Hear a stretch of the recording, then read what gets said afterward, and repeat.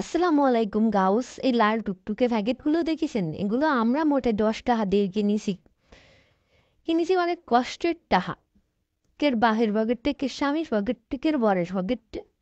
তারপরে ঠুঙ্গা থেকে বডিগুলো বাইর করলাম, বাইর করে এক এক রাহে দিলাম সব একসাথে। দেখেন বডিগুলো কিভাবে তাকায় আছে। দেখেছেন পেঁয়াজ, কাঁচামরিচ, গাজর এগুলো কিচ্ছু আমাকে ঘরের না, সব মাথা থেকে ওদের ছুরিয়ে নিয়ে এসেছি। ছুরিয়ে স্বাদ বেশি।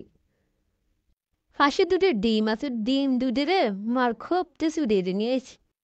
বিখ্যাত কালা করে ডাইলে দিলাম তেল। খানিক কাশনা মানছি মাথা থেকে দুধে চুরিয়ে নিয়েছি, তাই কম দিলাম। তারপরে দিলাম সেই চুরিয়ে রাফিয়ে কতক্ষণ তেলের মধ্যে চুবইয়ে নাড়াই ছাড়াই। তারপরে দিয়ে দিলাম সেই ডিম ব্যাঙ্গে। দেখেন ডিম দুধে আমার দিক কিরাম করে ছাইয়ে রয়েছে। ছাইয়ে থাকলে বাবু কাজ হবে না। ডাইলে দিলাম সেই রাঙ্গা ঠুঙ্গা দিয়ে বড় নাড়ি বুড়ি কটা। দিয়ে দিলাম কিছু ধুলাবালি, এগুলো ওই রাঙ্গা ঠুঙ্গার বুদ্ধি ছিল। দিয়ে দিলাম টমেটো চটকানো, দিলে একটু স্বাদ হয় সেই জন্য দিয়ে দিলাম। তারপরে কতক্ষণ খুনতে দিয়ে নাড়ালাম চাড়ালাম।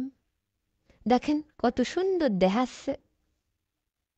খালি খাতিচ্ছে পিছে মনে হচ্ছে আমি নাড়ি বুড়ি খাবো না, নাড়ি বুড়ি আমারে খাবে। না, নাড়ি বুড়ি আমারে কি রে খাবে, আমি নাড়ি বুড়ি রে খাবানি। ভাগ শুরু করলাম, বিখ্যাত 10 টাকার ভাগ। সবার ভাগে 10 টাকা করে করে পড়েছে। ওয়াল্লা দেখো কি করে করে ছাইয়ে রইছে। কিরাম হইছে আমার 10 টাকার বিখ্যাত বাঘ। একসের মজা, জম্মের মজা হইছে। তা না খালি বুঝবেন না। ওরে আল্লাহ, একটু কুমাই খা ডায়রিয়া হবে না, শেষকালে টয়লেটে যেতে যেতে